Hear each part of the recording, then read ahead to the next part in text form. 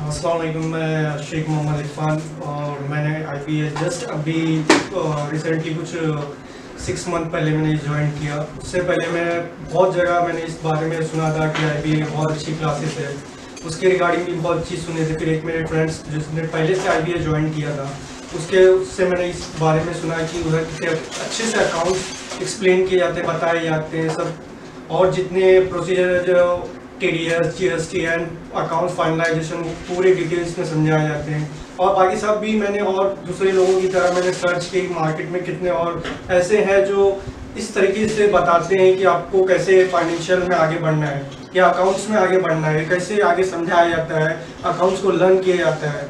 तो उसके लिए मैं ना फिर बहुत सी चीज़ें मैंने सर्च करने के बाद फिर मेरे को पता चला कि IBA है एक ऐसा इंस्टीट्यूट जो बहुत ही बेटर है और बहुत अच्छी तरीके से इन चीज़ों को लेके आगे बढ़ता है और अच्छे से सिखाता है।